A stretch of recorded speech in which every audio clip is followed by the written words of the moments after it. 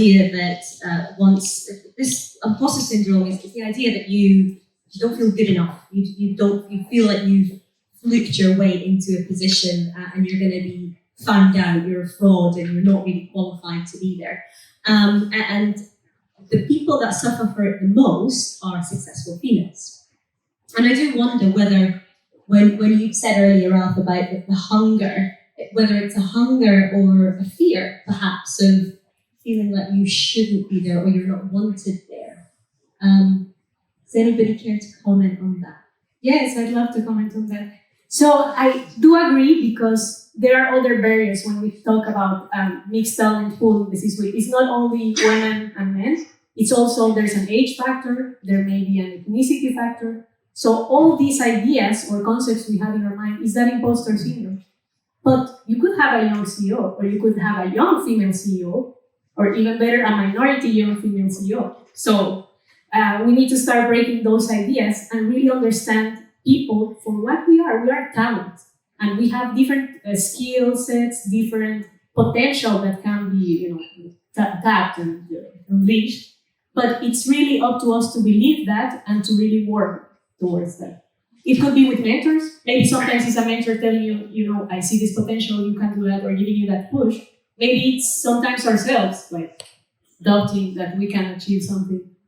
If you're a woman sitting in a room as one of 20 people and everybody else is a man, it's very easy to believe you're an imposter. But again, it's having that visibility amongst your peers and on board, and that confidence to encourage other people into that. And you'll feel like an imposter the first 3 times, and once you build up that rapport and have that confidence, it's soon disappears. Like every other situation you're in, you're the only one.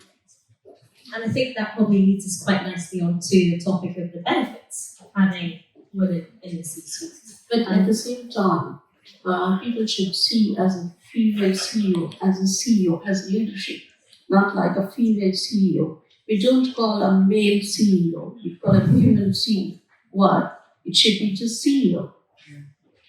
Exactly. The gender should not make a difference. And I guess my own view is that until we get to the day where there is equality in that respect, it won't matter at that point. Until we get there, we probably have to try and focus on what actually is the good thing about having females, diversity of thought on that board. So let's talk a little bit about some of the benefits that you might find. I'll say that is that the females are very specifically as well as sought, basically. They go for research and development rather than merger and acquisition. They want to develop their own resources and they want to grow their own talent generally. They embrace the changes more than men, actually. That's what I've seen. So there should be a change in the approach of the leadership, actually, rather than just saying that the way we are going for the last 20 years, it should be the same. And women and men each have their own unique qualities. So it's always good to have the mixed talent and pool, to have those and grasp those unique qualities to produce something. Ralph, perhaps you can tell us a little bit from your company's perspective. You have a female CEO. So what are the changes you've seen? I think you said 4 years. Yeah. What have you seen happen in that time?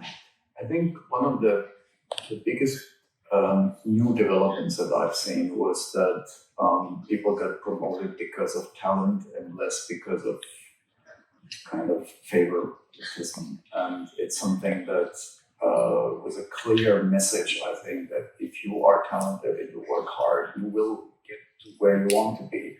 And I think that this was a little bit different in the older days where, if you hook yourself into the right person, then this might give you an opportunity to accelerate your career.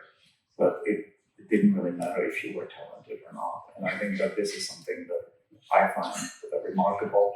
And just the fact that she has given more women the opportunity to excel, I think it's a clear mandate for her to say, we need to change the mix. We need to make sure that the women get a voice and they get opportunities. And I think that is what was new for the company. And I think it's very successful, and it's very refreshing to see the change in, especially the headquarters in Singapore. It has really changed the work atmosphere, and I think it's much better than before. Staff retention, women are twice as likely to stay with a company than a man. So investing in that long term is obviously more advantageous and encourages others to stay with them as well. Mentorships are more successful than women. I'm not sure how they measured it, but they're saying 53% more, you get 53% more out of a female mentor than a male mentor. So yeah, and again, I think you have to have both. Like Sujata said, you need that dynamic of both. But we don't have enough of one dynamic, so we really need to balance it again and find that balance. Again, whilst doing a little bit of research, I mean, obviously there's the moral argument as to why you should have more women on the C-suite. But it's been shown, research now, that actually companies that have women on the part of the C-suite are more profitable. They are more socially conscious. They have a safer, higher quality customer service. So it's all these interesting things. And it does make you wonder. I mean, they're obviously carrying out these investigations, research in a certain way, and they're gauging how it was against when men run it. But we're not suggesting that companies were not profitable. they were not safe. They weren't socially aware. But it's just having that slightly different, like I say, diversity of thought. The dynamic is different. Carolina, do you have any other thoughts in terms of other benefits there might be for women on the C-suite? So I would say new ideas. I think anything that more minds you have in a room is better, whether they're male, female, etc. So new ideas.